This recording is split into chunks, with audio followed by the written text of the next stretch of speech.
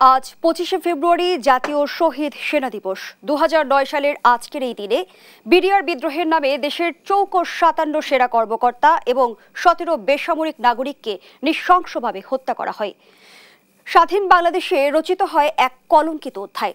পিলখানা হত্যাকাণ্ড এবং সমসাময়িক রাজনীতির উল্লেখযোগ্য বিষয়গুলো নিয়ে আজ আলোচনা করব। দর্শক, আমি ফারনাজ জুই সবাইকে আমন্ত্রণ জানিয়ে শুরু করছি দেশ টেলিভিশনের নিয়মিত আয়োজন দেশ সাম্প্রতিক। নিবেদন করছে Arail angle channel and square বার। আজকের আলোচনায় স্টুডিওতে আমার সঙ্গে আছেন তিনজন সম্মানিত অতিথি। চলুন একে একে পরিচিত হই। আছেন আব্দুল সালাম, চেয়ারপারসনের উপদেষ্টা বিএনপি। সেই সঙ্গে আরও আছেন অধ্যাপক ডক্টর হাসানাত আলী, উপাচার্য নওগাঁ বিশ্ববিদ্যালয়। আরও আছেন লেফটেন্যান্ট কর্নেল মনীষ দেওয়ান, নিরাপত্তা বিশ্লেষক। তিনজনকে আমন্ত্রণ জানাচ্ছি আজকের আলোচনায়। জনাব আব্দুল সালাম, রাজনীতির অঙ্গনের গুরুত্বপূর্ণ বিষয়গুলো তো আমাদের আলোচনায় আসবেই, যেহেতু আজ জাতীয় শহীদ সেনা দিবস। পিলখানা হত্যাকাণ্ড দিয়ে আলোচনাটা শুরু করতে চাই। আপনি নিশ্চয় অবগত আছেন যে 16 বছর পর ষড়যন্ত্র উন্মোচনের চেষ্টা চলছে। অন্তর্বর্তী সরকার পিলখানা হত্যাকাণ্ডের পেছনের কারণ উন্মোচনের চেষ্টায় গঠন করেছেন জাতীয় স্বাধীন তদন্ত কমিশন। কি বলবেন এই বিষয়টি নিয়ে? আপনাকে ধন্যবাদ এবং আমার দুই সহ অভিজ্ঞ আলোচক, ওনাদেরকে ধন্যবাদ জানাই। যারা দেখছেন শুনছেন তাদেরকেও ধন্যবাদ। আমি প্রথমেই সেদিন যাদেরকে হত্যা করা হয়েছে সেই শহীদদের প্রতি আমি শ্রদ্ধা জানাই, কারণ কোনোভাবেই সেই ঘটনাটা কাম্য ছিল না। আপনারা জানেন যে আমরা যে মুক্তিযুদ্ধ করেছি, সেই মুক্তিযুদ্ধের মধ্য দিয়ে গড়ে ওঠা কিন্তু বাংলাদেশের সেনাবাহিনী, এবং বাংলাদেশের যে কোনো ক্রাইসিসে, যে কোনো বল মুহূর্তে আমরা দেখেছি যে জনগণের পাশে সেনাবাহিনী এসে দাঁড়িয়েছে। কিন্তু আমরা দেখছি যে স্বাধীনতার পরেই এই সেনাবাহিনীটা যাতে একটি স্বাধীন দেশের মতো করে গড়ে ওঠার জন্য যখন চেষ্টা করেছিল, তখনই কিন্তু প্রথম ধাক্কাটা এসেছিল সেনাবাহিনীকে পাশ কাটিয়ে সেনাবাহিনীর সুযোগ সুবিধা কাটেল করে দিয়ে প্যারালাল আর একটা রক্ষী বাহিনী গঠন করা হয়েছিল স্বাধীনতার পরে। এবং সেটা দিয়ে বলা চলে যে মুক্তিযুদ্ধের মধ্যে যে বেড়ে ওঠা যে সেনাবাহিনী, সেটার শক্তিটাকে খর্ব করা এবং স্বাধীন দেশের একটি সেনাবাহিনী হিসেবে গড়ে ওঠার মতো প্রসেসটাকে প্রথমেই প্রতিবন্ধকতার দিকে নিয়ে যাওয়া। তো সেই আওয়ামী লীগ আবার দীর্ঘদিন পরে যখন আবার পেছনের দরজা দিয়ে আবার তারা ক্ষমতায় আসলো নির্বাচিত না হয়ে, তখন আবার দেখা গেল যে এই তাদের আমলেই যে যে ঘটনাটির কথা আজকে বললেন, যে সেই সময় 57 সেনা কর্মকর্তা সহ আর অনেকেই শহীদ হলেন। এবং এইরকম একটা ঘটনা কোনোভাবেই ঘটাটা স্বাভাবিক না, কারণ এতগুলো সেনা কর্মকর্তা সেখানে মারা গেল। আমরা কি দেখলাম, তৎকালীন যিনি রাষ্ট্রের সরকারের দায়িত্বে ছিলেন, তিনি বসে, তার অফিস ছিল তখন শেরাটনের, এইখানে তিনি বসতেন। সেই অফিসে বসে দেখা গেল যে যারা সেই হত্যাযজ্ঞ ঘটালো তাদেরকে ডেকে এনে টেলিভিশনে তিনি ঘোষণা দিয়ে দিলেন তাদের সব কিছু মাফ করে দেওয়া হলো। এবং তাদেরকে নিয়ে সেখানে তিনি দীর্ঘ ঘন্টার পর ঘন্টা বসে থাকলেন, তাদেরকে নিয়ে লাঞ্চ করলেন, এবং সেনাবাহিনীর প্রধান তৎকালীন তিনিও সেখানে উপস্থিত থাকলেন। অথচ সেই সময় যে তড়িৎ গতিতে যে অ্যাকশন নিয়ে, অর্থাৎ সেই সময় আমাদের ভিতরে যারা আছে সেনাবাহিনীর অফিসার যারা আছে তারা কি অবস্থায় আছে সেটার জন্য যে তড়িৎ গতিতে তাদেরকে ভিতরে পাঠিয়ে তাদেরকে রেস্কিউ করার ব্যবস্থা করা, যেটা ইমিডিয়েট সে সময় দরকার ছিল, সেটা কিন্তু তিনি করলেন না। পাশাপাশি তাদেরকে যখন এনে তিনি তাদের সাথে লাঞ্চ করলেন, তখনও কিন্তু জানতে চাইলেন না বা খবরও নিতে চাইলেন না যে সেখানে ভিতরে যে যারা কমান্ডিং অফিসার যারা আছে, সেনা কর্মকর্তা যারা আছে, তারা কিভাবে আছে, কি অবস্থায় আছে, তার ফ্যামিলি কি অবস্থায় আছে, এবং তাদেরকে সেখান থেকে অতি দ্রুত কিভাবে নিয়ে আসা যায় সেটারও জন্য কিন্তু কোনো প্রিকশন দেখা গেল না। বরঞ্চ আমরা দেখলাম কি, তার দলের কিছু রাজনৈতিক নেতাকে তিনি সেখানে পাঠালেন, এবং অ্যাবসলিউটলি সেটা বুঝাই গেল যে সেটা একটা আইওয়াশ।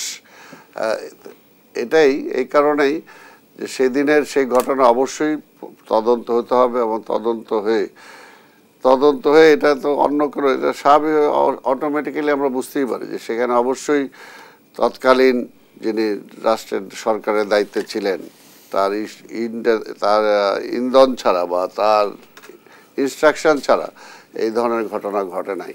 তাই অবশ্যই সেটার বিরুদ্ধে মামলা এবং দ্রুত মামলা করে তাকে সেই মামলাতেও তার সাজার ব্যবস্থা করতে হবে। ধন্যবাদ জানাচ্ছি জনাব আব্দুল সালাম। অধ্যাপক ডক্টর হাসানাত আলী, আমরা বিভিন্ন সময় পিলখানা হত্যাকাণ্ডের প্রসঙ্গে শুনেছি রাজনৈতিক উদ্দেশ্য থাকতে পারে, আন্তর্জাতিক ষড়যন্ত্রের কথাও আমরা কখনো কখনো শুনেছি। যুদ্ধ ছাড়া বাংলাদেশের ইতিহাসে 57 জন চৌকস সেনা কর্মকর্তার মৃত্যুর ঘটনা কিন্তু বিরল এবং এটিই প্রথম।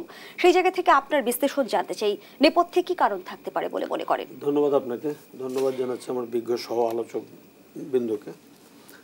দেখেন, আমি আজ থেকে 15 বছর আগে 2009-এর আজকের দিনে যে নৃশংস হত্যাকাণ্ডটা পিলখানায় ঘটলো, যারা স্বাধীনতা সংগ্রামে যাদের বিরচিত একটি অবদান ছিল, আমার কয়েকটি প্রশ্ন খুব ষড়যন্ত্র অষড়যন্ত্রের চেয়ে সবচেয়ে একটি কথা আমার মনে পড়ে যে তখন কিন্তু একটি সরকার ক্ষমতায় ছিল, সেনাবাহিনীর প্রধান ছিলেন মঈনুদ্দিন ফখরুদ্দিন, তারা ছিলেন।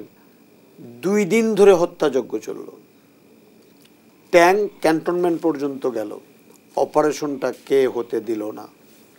আমার শুধু এই একটি প্রশ্নের উত্তর খুঁজতে ইচ্ছা করে।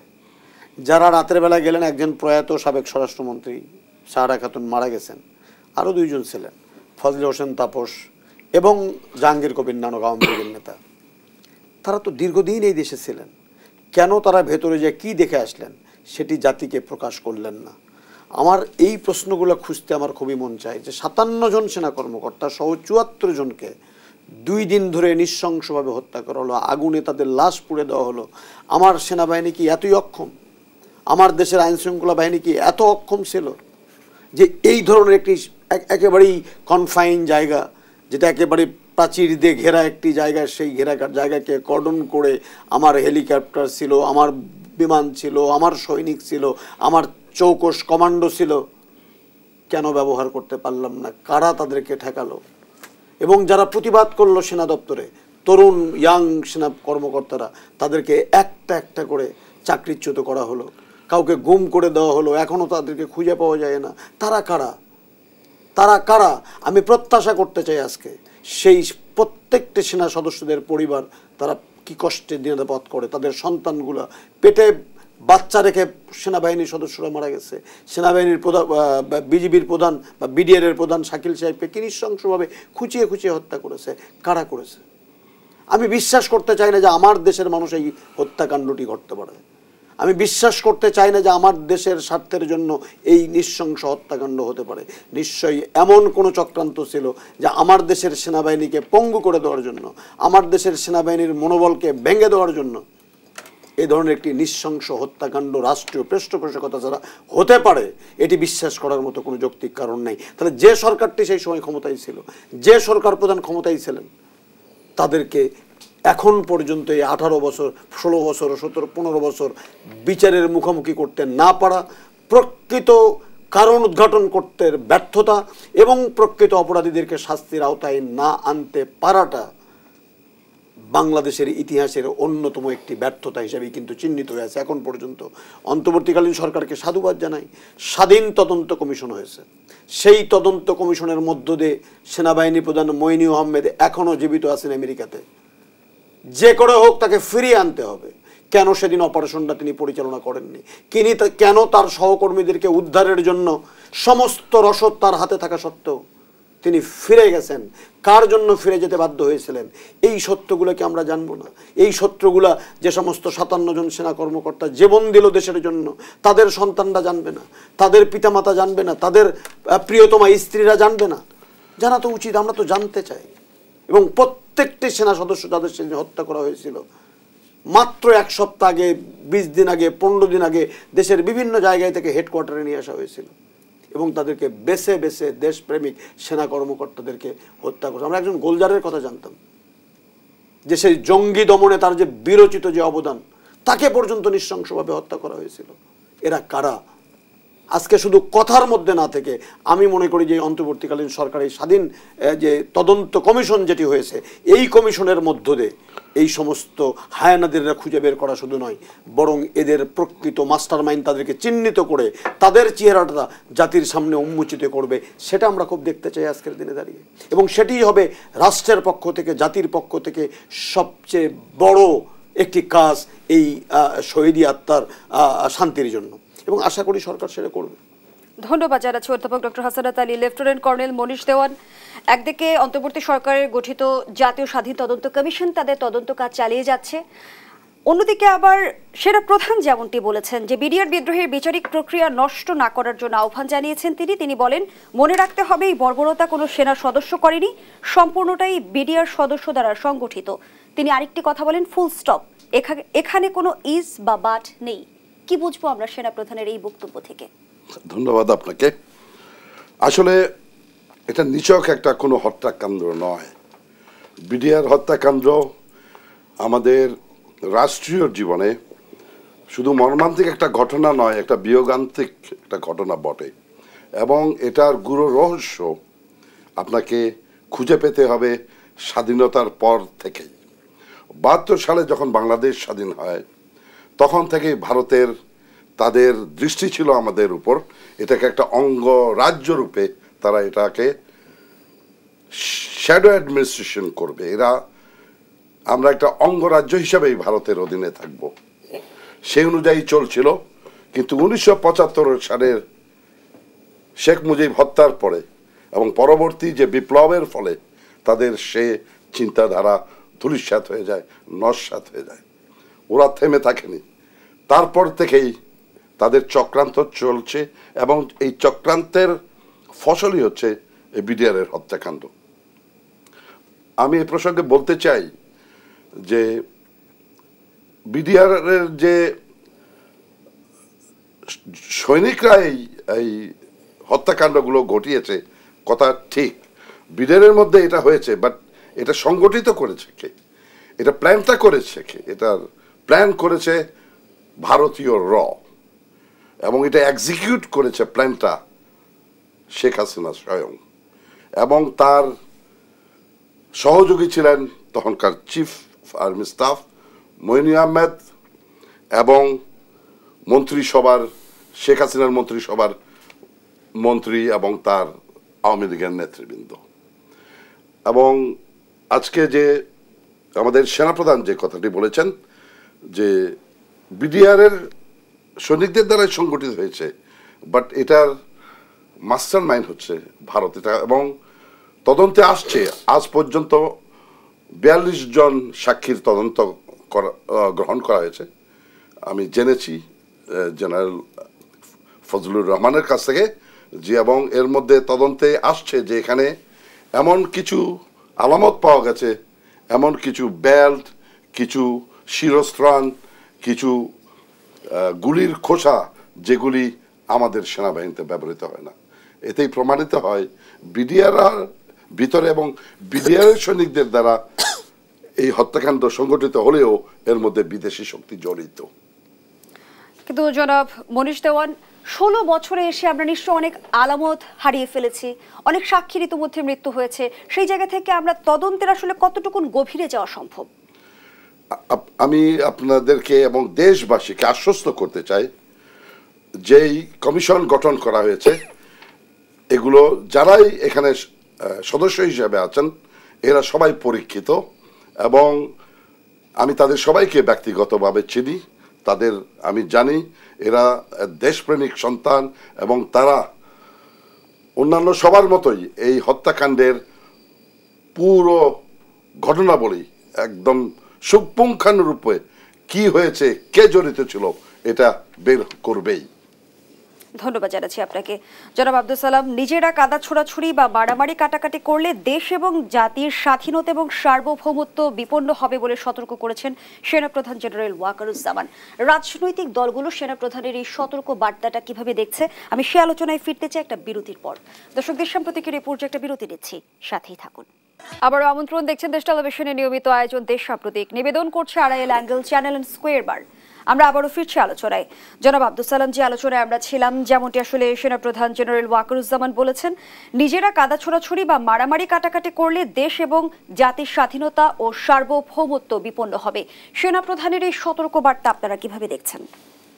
কথাটা তো সত্য, তো স্বাভাবিকভাবেই আমার ঘরে যদি অশান্তি থাকে তাহলে তো পাড়ার প্রতিবেশী সেখানে নাক গলাবেই। তা আমি সেই সুযোগটা যাতে না দেই সেটার জন্য তো চেষ্টা করা দরকার, এবং সেটার জন্যই তো আজকে যে আমরা তো পরিষ্কার কথাটা বলে আসছি যে গত 15-17টা বছর আমরা এই ফ্যাসিবাদকে বিদায় করার জন্য আন্দোলন করেছি। কি কারণে? যে ফ্যাসিস্ট একটা অনির্বাচিত সরকার, নির্বাচনই দেয় নাই, জনগণের ম্যান্ডেট নেয় নাই, পাশাপাশি তারা সব জাতীয় প্রতিষ্ঠানগুলোকে তারা ধ্বংস করে ফেলেছে।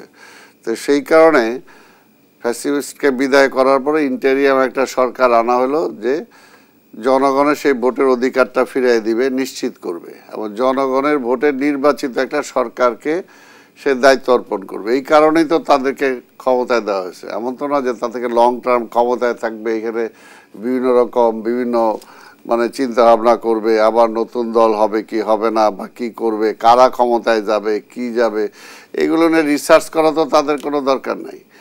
তাদের দরকারটা হলো যে এখন যে জাতীয় ঐক্যটার সৃষ্টি হয়েছে বিগত আন্দোলনের মধ্য দিয়ে, সেই ঐক্যটাকে আমাদেরকে ধরে রাখতে হবে। সে ঐক্য সেই শক্তিটার মধ্যে যাতে কোনো ভাঙন সৃষ্টি না হয় সেটার দায়িত্বও কিন্তু আজকের এই সরকারের, এবং সরকারে যারা আন্দোলনের বেনিফিশিয়ারি হিসাবে এখানে অনেকেই আসতে পারতো। আন্দোলনের বেনিফিশিয়ারি হিসেবে তো বিএনপি সহ সকল রাজনৈতিক দল তো সেদিন জাতীয় সরকার গঠন করতে পারতো, কিন্তু সেটা তো করে নাই। কারণ এই কারণেই যে বিএনপি সহ সবাই চাইছে যে না, জনগণের ম্যান্ডেট নিয়ে একটা নির্বাচিত সরকার আসবে। সেই কারণে ইন্টেরিয়াম গভর্নমেন্ট ডক্টর ইউনূস সাহেবকে দায়িত্ব দেওয়া হয়েছে যে উনি একটা ফ্রি অ্যান্ড ফেয়ার ইলেকশন করবে।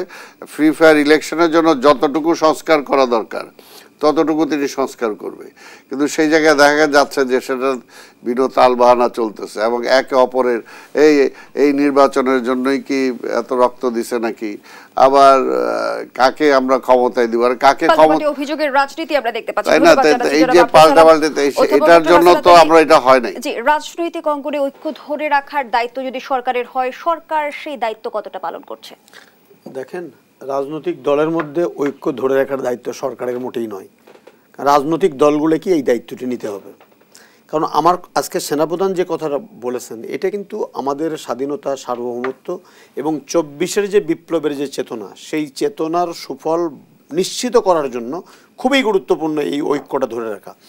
দেখেন, আজকে যারা এই মুহূর্তে এই আন্দোলনের বেনিফিশিয়ারি, যেটা শ্রদ্ধেয় সালাম ভাই বললেন, আজকে রাজনৈতিক দলগুলো, ছাত্র বন্ধুরা, তাহলে আজকে কেন কুয়েট ছাত্র সংঘর্ষের জন্য বন্ধ হয়ে গেল?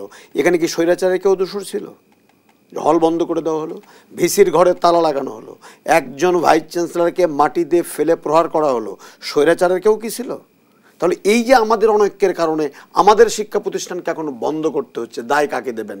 দায় রাজনীতিবিদরা নেবেন না, দায় ছাত্র সংগঠনরা নেবেন না? নিতে হবে তো, একদম নিতে হবে। এবং দেখেন, স্বাধীনতা সংগ্রামে আমরা কি করলাম? গুটি কয়েক স্বাধীনতা বিরোধী, যাদেরকে এখনও মানুষ ঘৃণা করে। আমাদের মূল চেতনার জায়গা ছিল শোষণমুক্ত বাংলাদেশ, আমাদের জায়গা ছিল বাক স্বাধীনতা, গণতন্ত্র। আমাদের মধ্যে স্বাধীনতার পরপরে কি হলো? বিভেদ তৈরি হলো, জাসদ তৈরি হলো, রক্ষী বাহিনী তৈরি হলো, স্বাধীনতার পক্ষের শক্তিদের মধ্যে বিভাজন তৈরি হলো, অন্যরা সুযোগ নিল, আমরা স্বাধীনতার প্রকৃত সুফল ভোগ করতে পারলাম না। আপনি যদি 90-এর স্বৈরাচার বিরোধী আন্দোলনের কথা যদি বলেন, 3 জোটের রূপরেখা হলো। আমাদের তো নির্বাচন নিয়ে এই হানাহানি করার কথা ছিল না। এই 18টি বৎসর একটি গণতন্ত্রহীন বাংলাদেশ আমরা পাবো, এই জন্য তো 90-এ স্বৈরাচার বিরোধী আন্দোলন করে 3 জোটের রূপরেখা আমরা করিনি। আমাদের মধ্যে বিভেদ তৈরি হলো। আজকে 24-এও যে বিভেদের সুরগুলো চতুর্দিকে আমরা দেখি আজকে রাজনৈতিক দলের মধ্যে, কিন্তু এই 24-এর 5 তারিখের আগ পর্যন্ত আমাদের দাবি তো ছিল একটাই দাবি ছিল, এই ফ্যাসিস্ট হাসিনা রেজিমের পতন। এবং পতনের পরে একটি সুষ্ঠু, আমরা এতটা বিভক্ত কেন হয়ে গেলাম? প্রশ্ন তো সেটি, যে যদি লক্ষ্য আমাদের ছিল এক, যে একটা ফ্যাসিস্ট রেজিমের পতন, এবং সেই পতনের পরে আমাদের মূল এজেন্ডা কি ছিল? একটি গণতান্ত্রিক প্রক্রিয়ার মধ্য দিয়ে মানুষ যেন তাদের ভোটাধিকার প্রয়োগ করতে পারে, এবং সেই ভোটাধিকার প্রয়োগের মধ্য দিয়ে জনগণ তাদের নেতা নির্বাচন করতে পারে, সরকার গঠন করতে পারে। যে নির্বাচনে 14 সনে যারা ভোট দিতে পারেনি, 18 সনে দিতে পারেনি, 24 সনে ভোট দিতে পারেনি, তারা ভোটাধিকার প্রয়োগ করবে। আজকে সেখান থেকে ডাইভার্ট হয়ে আমরা বিভিন্ন রকমের কথাবার্তা বলছি, জাতীয় নির্বাচন আগে না ইউনিয়ন পরিষদ নির্বাচন আগে। এই যে বিভাজনগুলো, আমরা ইউনিয়ন পরিষদ নির্বাচন বা ছোট ছোট এই কাজগুলো করার জন্য 18 বছর রাজনীতিবিদরা লড়াই করেননি। 18 বছর আমরা আপনাদের টকশোতে এসে কথা বলিনি, কলম ধরে পত্রিকায় লেখিনি, বরং আমরা চেয়েছিলাম দেশে যেন নতুন করে কোনো ফ্যাসিস্ট তৈরি না হয়। ফ্যাসিস্টের পতনের পর দিয়ে রাজনৈতিক দলগুলোর আসলে দায় এড়ানোর সুযোগ আছে কি? রাজনীতিবিদ দলগুলো দেখেন দায় এড়াম কোথায়? আপনি 5ই আগস্টের পরে দেখেন বিএনপি তো ক্ষমতায় নাই, কিন্তু তারপরও বিএনপির নেতা তারেক রহমানকে কিন্তু বলতে হয়েছে যে খবরদার দেশে যাতে কোনো অরাজকতার সৃষ্টি না হয়। এবং যে পুলিশ আমার কর্মীকে মারছে, আমাকে জেলে নিছে, সেই পুলিশজন পালায় গেল, সেই থানা পাহারা দিতে হয়েছে আমাদের কর্মীদেরকে। দুর্গা পূজার সময় পূজা মণ্ডপ পাহারা দিতে হয়েছে আমাদের কর্মীদেরকে। অর্থাৎ আমরা তো এটা এড়াতে পারি না, আমরা তো এখনও এড়াইতে পারি না, কারণ জনগণ তো আমাদেরকেই দায়বদ্ধ করে, আমাদেরকেই জিজ্ঞেস করে। শেখ হাসিনার সময় জিজ্ঞেস করতো আর কতদিন রাখবেন শেখ হাসিনারে, অর্থাৎ তারা কেন আমরা সরাচ্ছি না। আর এখন বলে কি নির্বাচন হবে, আপনারা কি করতেছেন, এই সরকারকে আরও কতদিন নেবে।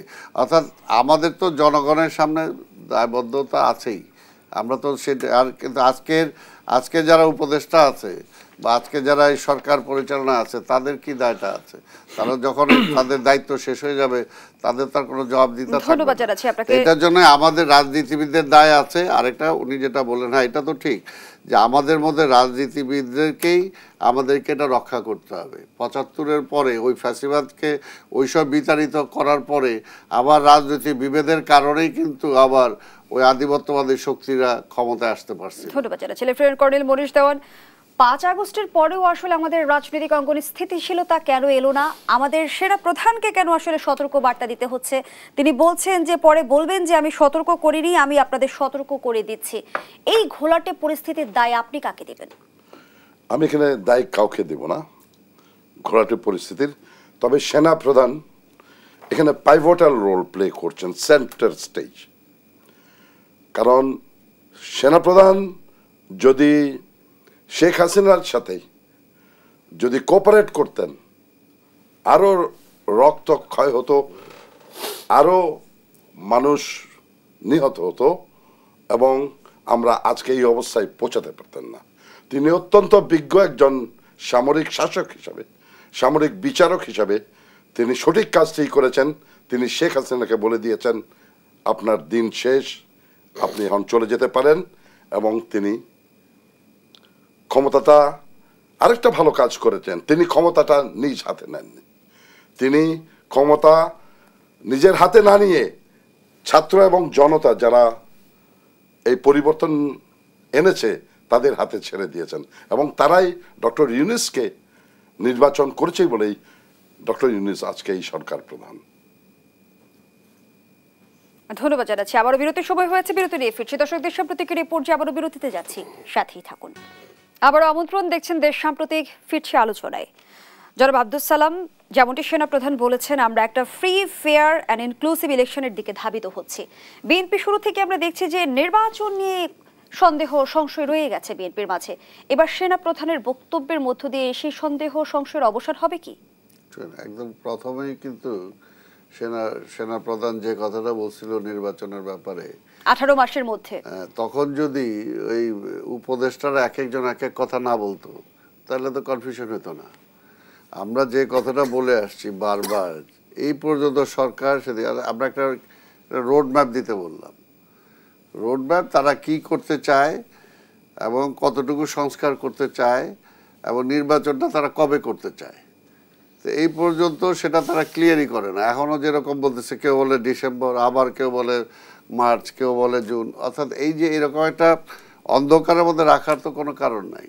এখানে যেটা ওই কর্নেল সাহেবও যেটা বললেন, এখানে তো পরিষ্কার যে এই সরকারটাকে দায়িত্বটা দেওয়াই হয়েছে যে আগের সরকার হাসিনা ক্ষমতায় থেকে নির্বাচন দেয় নাই। তা আমরা এই জন্য চাইছি যে তারা নির্বাচনের নামে প্রহসন করছে, আমরা ওই সময় থেকে আমাদের দাবি, এখন থেকে দাবি না। আমরা কিন্তু যখন হাসিনা ক্ষমতায় ছিল তখন থেকে আমাদের দাবি একটা নির্বাচন, এবং সেই নির্বাচনের আগে তাকে ক্ষমতা ছেড়ে দিয়ে নির্বাচন, একটা নিরপেক্ষ সরকার অধীনে নির্বাচন। এই দাবিটা তো এখনকার না, এই দাবিটা তো আগে থেকে, এবং শুধু আমাদের না, এটা সকল রাজনৈতিক দলের, এবং সেটা উপেক্ষা করছে। তাই এখন তো এই সরকার যদি প্রথমে এসেই এত কিছু, এত সাইড ওপেন করা তো তার দরকার ছিল না, এত কিছু তার পক্ষে করাও তো সম্ভব না, যেটা আজকে দেখা যাচ্ছে যে কোনো কিছু তারা সেটা করতে পারে না। বরঞ্চ যেগুলো করা দরকার, যদি জোর দিত নির্বাচনটা, এবং নির্বাচন কেন্দ্রিক কী কী সংস্কার করা দরকার সেটা, এবং যেটা দরকার যে কালো টাকার উদ্ধার করা, কালো টাকার মালিকগুলোকে ধরা, এবং যারা গণহত্যা করছে তাদেরকে আইনের আওতায় আনা, বিচার শুরু করা। অর্থাৎ এইরকম কিছু হেডলাইন যদি তারা ঠিক করতো তাহলে কিন্তু আজকের এই অবস্থাটা হইতো না। তাহলে আজকে নতুন করে আবার ওই পরাজিত ফ্যাসিবাদ আবার আমি আসতেছি সেটা বলারও সুযোগ পাইতো না, আর নিজেদের মধ্যে বিতর্কগুলোও সৃষ্টি হতো না। এটা তো পরিষ্কার কথা। আজকে কাজে এখনও সময় আছে, আমরা বলবো যে এই বিভেদের সুযোগ আর দেওয়া ঠিক হবে না। এখন অতি দ্রুত একটা নির্বাচনের শিডিউল তারা ঘোষণা করুক। নির্বাচনের শিডিউল যখন দিয়ে দিবে তখন সবাই নির্বাচনের মাঠে নেমে পড়বে, তখন আর এই ষড়যন্ত্র করার খুব একটা সুযোগ থাকবে। আর সেনাপ্রধান আরো বলেছেন, একটা কমন জিনিস দেখতে পাচ্ছি, সেনাবাহিনী ও সেনাপ্রধানের প্রতি কারো কারো বিদ্বেষ রয়েছে। কি কারণে আমি আজও পর্যন্ত এটা খুঁজে পাইনি। বিদ্বেষের পেছনে কি কারণ থাকতে পারে? আর একটু প্রসঙ্গযুক্ত করে জনাব আব্দুল সালাম, বিভিন্ন সময় বিএনপি তো আসলে দাবি করেছে যে তারা ১/১১-র ইঙ্গিত পাচ্ছে, রাজনীতিকরণের ইঙ্গিত পাচ্ছে। এবার সেই বিষয়গুলো থেকে আপনারা বেরিয়ে আসবেন কিনা? না, ওইটা তো যেটা বলাই হয়েছে যে দেখেন এর আগেও তো কেয়ারটেকার গভর্নমেন্টটাকে কিভাবে ফেল করাইছে এই আওয়ামী লীগ লোকই বইটা দিয়ে মানুষ মেরে, এবং সেটা তো তৎকালীন যে সেনাপ্রধান মইনু আহমেদ যে বই লিখছেন তার মধ্যে পরিষ্কার। কিন্তু দেখা গেছে যে সেখানে কি হয়েছে, তার মধ্যে দিয়ে বিরাজনীতিকরণ হয়েছে, রাজনীতিটা তো আসে নাই। সেখানের মধ্যে দিয়ে কী হয়েছে, তারেক রহমানকে হত্যা করার চেষ্টা করা হয়েছে, বেগম খালেদা জিয়াকে হত্যা করার চেষ্টা হয়েছে, বিএনপিকে পলিটিক্যালি এলিমিনেট করার জন্য চেষ্টা করা হয়েছে। এই চেষ্টাগুলো তো হয়েছে। এর জন্যই যেটা আমরা বলছি যে এখন আমরা চাই না যে আবার আমরা এই সরকারটা ফেল হোক, এটা আমরা চাই নাই। ওই সময় সেই তত্ত্বাবধায়ক সিস্টেমটা কি শেষ করে দিল ওরা। কাজে এখনও আবার ষড়যন্ত্রটা চলতেছে এই সরকাররা যাতে ফেল করে। আমরা চাই না যে ডক্টর ইউনূস সরকার ফেল করুক, আমরা এটা সাকসেস দেখতে চাই। কারণ এটা যদি ফেল করে তখন একটা অন্ধকার, ফেল করলে কোথায় যাব আমরা। এই কারণে আমরা যারা ষড়যন্ত্র করতেছে এটাকে দীর্ঘায়িত করার, নির্বাচনটাকে পেছানোর, আমরা মনে করি যে তারা সেই পুরানো ফ্যাসিবাদকে আবার ফিরে আনার একটা সুযোগ করে দিচ্ছে। এই জন্য আমরা বলছি সেই পথে যাতে সরকার না হাঁটে। সরকার ইতিমধ্যেই কিছু কিছু সরকারে থেকে দল গঠন করা, এটা তো একটা বিতর্কের ব্যাপার না যে সরকারে আজকে কারা আছে, যারা আছে ঠিক আছে, ছাত্রদের 2 জন প্রতিনিধি আছে, আবার একজন ছাত্র সরকারে থাকবে, আবার আরেকজন যায় দল করবে, তাহলে কি সরকার নিরপেক্ষতা থাকলো? কিন্তু জাতীয় নাগরিক কমিটি বলছে নাহিদ ইসলাম সব ক্ষমতা ছেড়ে জনতার কাতারে এসে দেশের 53 বছরের রাজনৈতিক ইতিহাসে এক অনন্য নজির তৈরি করেছে। নজির করুক না, আমরা তো চাই নজির করুক। আর আমরা যারা ক্ষমতা, বললাম তো নজির করছে, আরও করুক, কিন্তু আবার আরেকজনকে রেখে গেল কেন? 2 জনই নিয়ে যান, 2 জনই নিয়ে যে দল করেন, দল করেন না, আমাদের তো কোনো আপত্তি নাই। দল করেন, নির্বাচন করেন, সব করেন, এর তো কারো কোনো বাধা নাই। কিন্তু কথাটা হলো যে আমি যদি আজকে এই সরকারকে নিরপেক্ষতার জায়গা থেকে আজকে একটা প্রশ্নের সম্মুখীন করে দেই, তাহলে তো এই সরকারের নিরপেক্ষতাটা হারাবে। এবং তখন যে কারণে শেখ হাসিনাকে আমরা মানি নাই, যে শেখ হাসিনার অধীনে নির্বাচন হবে না, এই কারণে এতদিন আমরা আন্দোলন করছি, লড়াই করছি, এই সরকারটাকে আনলামই আমরা একটা নিরপেক্ষ নির্বাচনের জন্য।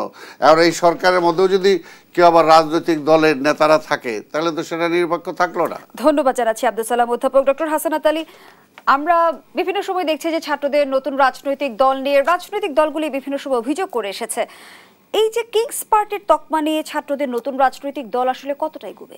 দেখেন, আমি ছাত্রদের এই রাজনীতি করাকে আমি সাধুবাদ জানাচ্ছি, তবে ছাত্রদেরকে একটা জিনিস পরিষ্কার করতে হবে। আপনি যখন কুয়েটে বলবেন যে ছাত্র রাজনীতি চলবে না, ছাত্র রাজনীতি মুক্ত ক্যাম্পাস চাই, আবার সে একই ছাত্র যখন ক্যাম্পাসের বাইরে আসে আপনি বলবেন যে আমরা রাজনীতি করতে চাই, মানুষ ভালোভাবে হয়তো নেবে না। আপনাকে এক জায়গায় দাঁড়াতে হবে যে আপনি আসলে কি করতে চান। এটা পরিষ্কার করতে হবে। রাজনীতি করতেই পারেন, আপনি অধিকার আছে, আপনি নাগরিক দেশের, ভোটে দাঁড়াবেন, কোনো অসুবিধা নাই। আমি ওই বিতর্কে না যে শুধু এতটুকু আপনাকে আমি বলতে চাই যে ইতিমধ্যেই 6টি সংস্কার কমিশন তাদের প্রতিবেদন জমা দিয়েছে। এই প্রতিবেদন নিয়ে প্রাথমিকভাবে সর্বদলীয় একটি বৈঠকও হয়েছে। আমি অন্তর্বর্তীকালীন সরকারের প্রধান সর্বজন শ্রদ্ধেয় অধ্যাপক ইউনূস স্যার, যার রাজনৈতিক কোনো উচ্চাভিলাষ আছে বলে আমি অন্তত মনে করি না, তিনি আগামী নির্বাচনে ভোটে দাঁড়াবেন সেটাও মনে করি না। সালাম ভাইয়ের দল, সালাম ভাই খুব দ্ব্যর্থহীনভাবে বলছেন যে আমরা অধ্যাপক ইউনূস স্যারের নেতৃত্বে যে সরকার গঠিত হয়েছে সেই সরকার ব্যর্থ হোক, আমরা চাই না। ওনারা এখন পর্যন্ত বলছেন আমরা সহযোগিতা করছি, করব, অব্যাহত রাখবো একটি গণতান্ত্রিক বাংলাদেশের জন্য। তাহলে আমি মনে করি যে এই 6টি সংস্কার কমিশনের সুপারিশ নিয়ে অনতিবিলম্বে আলোচনাকে ত্বরান্বিত করা দরকার। বিএনপি যেমন বলছে যে তারা এই সরকার ব্যর্থ হোক কোনোভাবেই চায় না, আবার বিএনপির পক্ষ থেকে সরকারের নিরপেক্ষতা নিয়ে এক ধরনের প্রশ্ন তোলা হয়। দেখেন, এটা নিরপেক্ষতা নিয়ে প্রশ্ন না প্রশ্ন সেই বিতর্কে আমি অন্তত যেতে চাই না। আমি শুধু বলি যে যে প্রশ্নটা আসছে সেই প্রশ্নটা একেবারেই প্রশমিত হয়ে যাবে যদি আপনি একটি জাতীয় নির্বাচনের রোডম্যাপ এই 6টি সংস্কার কমিশনের সুপারিশের ভিত্তিতে যদি সর্বদলীয়ভাবে আমরা যদি একটি ঘোষণাপত্র জাতির সামনে উপস্থাপন করতে পারি সেই 91-এর 3 দলের রূপরেখার মতো করে। কারণ আজকে যারা রাজনীতি করছেন, আমার ছাত্র বন্ধুরা যারা রাজনীতি করতে চাচ্ছেন, বা সালাম ভাইরা আছেন, বা এখানে অন্যান্য স্টেক হোল্ডাররা আছেন, তারা তো সবাই চেয়েছিলেন গণতন্ত্র, তারা তো সবাই চেয়েছিলেন বাক স্বাধীনতা, তারা তো সবাই চেয়েছিলেন মুক্ত গণতান্ত্রিক চর্চা। তাহলে এরকম একটি পরিবেশ যখন সরকারও করতে চায়, সেনাবাহিনী প্রধান যখন প্রকাশ্যে সমর্থন করছেন এবং এই পথে হাঁটার জন্য রাজনীতিবিদদেরকে সাবধান করছেন, ফুল স্টপ দিয়ে দিচ্ছেন, তাহলে এই ঘোষণাপত্র নিয়ে সংস্কারের অনেকগুলা জায়গায় কিন্তু বড় বড় রাজনৈতিক দলগুলো কিন্তু ঐক্যমত্য হয়ে গেছে। এই বিপ্লবের আগেই সরকার ব্যবস্থা কেমন হবে, নির্বাচনী পদ্ধতি কেমন হবে, একজন ব্যক্তি দুইবারের বেশি প্রধানমন্ত্রী থাকতে পারবেন না, 71 অনুচ্ছেদের বাতিল সেখানে হতে হবে, অনেকগুলা ঐক্যমত্য কিন্তু হয়ে গেছে। আপনি মোটা দাগে সেই বিষয়গুলোকে যদি অ্যাড্রেস করে সকল রাজনৈতিক দল, সকল স্টেক হোল্ডার, সকল শ্রেণী পেশার মানুষ যারা 18টি বছর লড়াই করলো, সংগ্রাম করলো একটি গণতান্ত্রিক বাংলাদেশের জন্য, আপনারা পারবেন না একটি 2 পাতা 3 পাতা 5 পাতার একটি ঘোষণাপত্র তৈরি করে সকল রাজনৈতিক দল যদি সেখানে অঙ্গীকারনামা যদি সেটা দেয় আর এটি যদি জাতির সাথে ঘোষিত হয়? কেন ভয় পাচ্ছেন? কে এই ঘোষণাপত্রের সাথে বেইমানি করবে? তিনি কি রাজনীতি করতে পারবেন? রাজনীতি করার কোনো সুযোগ কোনোদিন আছে? যদি বাংলাদেশে শুধু মানুষ যদি ভোটাধিকার প্রয়োগ করতে পারে, যদি শুধু ভোটাধিকার প্রয়োগ করতে পারে, নির্ভয়ে ভোট কেন্দ্রে যেতে পারে, তাদের রায়টা দিতে পারে, কোন রাজনৈতিক দল স্বপ্নও ভাবতে পারে না জনগণ দ্বিতীয়বার আপনাকে ভোট দেবে আপনি এই ঘোষণাপত্রের সাথে যদি বিশ্বাসঘাতকতা করেন, বেইমানি করেন। তাহলে এই রোডম্যাপটা দিতে এত দেরি করার দরকারটা কি? আপনি দেন না। একটা নির্বাচনের জন্য 18 বছর লড়াই হলো দেশে, সংস্কার লাগবে, সংস্কার প্রস্তাব সরকারের হাতে, আলোচনা শুরু হয়ে গেছে, আলোচনাটা ত্বরান্বিত করেন, একটি ঘোষণাপত্র, একটি গাইডলাইন জাতির জন্য 50 বছরের জন্য দিয়ে যান না কেন, যে সরকারি আসুক এই গাইডলাইনটা প্রত্যেকটি মানুষের কাছে থাকবে, প্রত্যেকটি মানুষ দেখবে, প্রত্যেক শ্রেণী পেশার মানুষের অনুসরণ করবে। আমরা স্বাধীনতা পরবর্তী সময়ের কথা যদি তুলে ধরি, আমরা দেখেছি গণতান্ত্রিক অভিযাত্রা আমরা বারবার হোঁচট খেয়েছি। আমরা এখন সংস্কারের কথা বলছি, কিন্তু মূল যে জায়গা, রাজনীতিতে সংস্কার কতটা জরুরি? রাজনীতির সংস্কার কতটুকু জরুরি? জি, নিশ্চয়ই সংস্কার জরুরি। কারণ রাজনীতিতে আমরা পরিবারতন্ত্র দেখে আসছি, রাজনীতিতে কিছুটা একনায়কতন্ত্রের কি ছাপ আছে।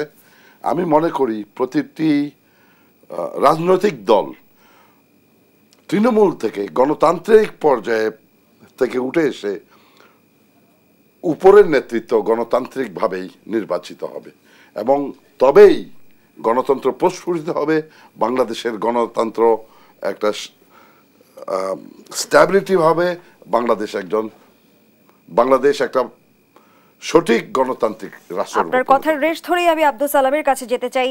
আমরা গণতন্ত্রের কথা বারবার শুনেছি আপনাদের মুখ থেকেই, কিন্তু আপনারা নিজেরা দলে আসলে গণতন্ত্রের চর্চার সুযোগ কতটা রেখেছেন এবং গণতন্ত্র কিভাবে কোন উপায়ে প্রাতিষ্ঠানিক রূপ লাভ করবে?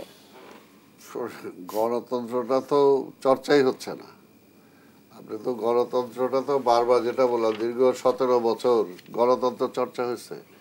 যেটা বলছে আওয়ামী লীগ একটা বিশাল দলের কথা বলছে, সেই আওয়ামী লীগের সভানেত্রী শেখ হাসিনা কি গণতন্ত্র চর্চা করছে? গণতন্ত্র চর্চা তো করে নাই, বরঞ্চ সে কি দেখা গেল যে সে তার দল টল সবকে ফেলায় দিয়ে সে একা পালায় গেল। অর্থাৎ এমন আচরণ করছে, সে দল তো করে নাই, বরঞ্চ সকল প্রতিষ্ঠানগুলোকে ধ্বংস করছে, তার দলও ধ্বংস করছে, তার দলও ধ্বংস করছে, গণতন্ত্রও ধ্বংস করছে, সব ধ্বংস করছে। সারা পৃথিবীতে এখন যে অবস্থা, যে সিস্টেমে একটা রাষ্ট্র চলবে, একটা খারাপ সিস্টেমের মধ্যেও ডেমোক্রেটিক সিস্টেমটাই গুড। আপনি বিগত সময়ের কথা বলছিলেন জনাব আব্দুল সালাম, গণঅভ্যুত্থানের পর বর্তমান বাস্তবতায় এসে পরিবারতন্ত্র, একনায়কতন্ত্র কিংবা ফ্যাসিবাদী শাসন ব্যবস্থার বিলোপ হবে, এতটুকু প্রত্যাশা তো নিশ্চয় আমরা রাখতেই পারি। শোনেন, এটা তো আপনি তো ছেড়ে দেন না, চর্চা করতে দেন। আপনি আটকায় বলতেছেন রাজনীতি, আপনি যে একটা কথা যেটা যে রাজনীতির সংস্কার দরকার, রাজনীতিবিদ হলো আমরা, রাজনীতিবিদ রাজনৈতিক দলগুলো, আর আপনি সংস্কার করে ওইখান থেকে একটা ট্যাবলেট পাঠিয়ে দিবেন, হয়ে গেল। তা আপনি রাজনীতিবিদ রাজনৈতিক দলগুলোর থেকে, যেটা তারেক রহমান সাহেব 31 দফা দিছে, সেটা কবে দিছে? 5ই আগস্টের পরে দেয়নি, 5ই আগস্টের আগে দিছে। অর্থাৎ রাজনীতিবিদরাই ফিল করছে সংস্কার দরকার, এবং সেটা শুধু বিএনপি না, বিএনপি সকল দলের সাথে আলোচনা করেই 31 দফা করছে। আপনি বলছেন সংস্কার দরকার, এবং এই পর্যন্ত এই ইন্টেরিয়াম গভর্নমেন্ট একবার 31 দফা নিয়ে বিএনপি বা রাজনৈতিক দলগুলোর সাথে বসছে যে কি আছে 31 দফাতে দেখি, এর বাইরে আপনি কি সংস্কার করবেন? তো যারা করবে, যারা আমরা করতে চাই, অর্থাৎ আমার একটা শুটকোট বানাবো, এখন আপনার দর্জি কি ওরা আরেকজনের মাপ নিলে হবে? আপনার মাপে বানাইলে হবে? সেটা তো আমার মাপে হইতে হবে। তো সেটা যদি আপনি আমাকে নিয়ে আলোচনা করবেন, তা আমরা যেটা দিছি ওইটাই তো আপনি আলোচনা করতেছেন না এখনো। ওই যে 31 দফা আমরা দিছি, সেই 31 দফার প্রথম 5টা দফাই দেখেন না আপনি, যে করলে কি হোল সিস্টেমের চেঞ্জ হয়ে যায়। জাতীয় নাগরিক কমিটির এক যুগ্ম আহ্বায়ক আপনাদের উদ্দেশ্য করে প্রশ্ন রেখেছেন যে নির্বাচন দিন আমরা এসে সংস্কার করব, যারা এই কথা বলেন আমরা তাদের কেন বিশ্বাস করব? নির্বাচন তার মানেটা কি? আপনি কি সংস্কার কি এটা এই মুহূর্তে করে দেব, তার মানে 10 বছর লাগবে, 10 বছর করে তারপর নির্বাচনে যাব? নির্বাচনে যদি শেখ হাসিনা নির্বাচন বন্ধ না করত, নির্বাচনের মাধ্যমে সরকার পরিবর্তনের পথ বন্ধ না করত, তাহলে কি সেও ফ্যাসিস্ট হইতো না? আর তাকে এইভাবে বিদায়ও নিতে হতো না, তাই না? আন্দোলনটা তো গণতন্ত্রের জন্যই আমরা করছি, তো সেই গণতন্ত্র তো এখনো ফিরে দিচ্ছে না। এই সরকারের দায়িত্ব নাকি যে গণতন্ত্র, এটা একটা সময় লাগবে, একটা সময় এখন শিশু বাচ্চা আছে, এটা খাওয়ায় পোষায় দুধ খাওয়াইতে হবে, তারপর এটা বড় হবে, তারপর ছেড়ে দেব? এটা তো যতটুকু সম্ভব ততটুকু করে তাকে সেখানে যেতে হবে। যেতে তাকে কে দিছে, তাকে কে রাইট দিছে এটাকে নিয়ে এত দীর্ঘায়িত করার? বা আজকে আপনার ওই যে আপনার অন্যান্য আরও যে সমস্ত কাজকর্মগুলো আছে সেগুলো করার, তাই না? তার নির্বাচন আপনি এটা তো আপনি যদি যে পর্যন্ত যেটা উনিও যেটা বললো যে ধরেন এই সরকার এতটুকু সংস্কার করে নির্বাচনে গেল, তারপরে একটা জাতীয় ঐক্যমত্য সৃষ্টি হলো যে আমরা নির্বাচিত সরকার হলেও এই গাইডলাইনগুলোকে আমাকে ফলো করতে হবে। নিশ্চয়ই জাতীয় ঐক্যমত্য কমিশন সেই লক্ষ্যেই হাঁটছে। ধন্যবাদ জানাচ্ছি আগেও বলে আসছি, এখনো বলছি। লেফটেন্যান্ট কর্নেল মনীষ দেওয়ান একেবারে শেষ পর্যায়ে আমরা দর্শক শেষ করছি দেশের প্রতীকের আজকের আয়োজন। ধন্যবাদ আমাদের সাথে থাকার জন্য।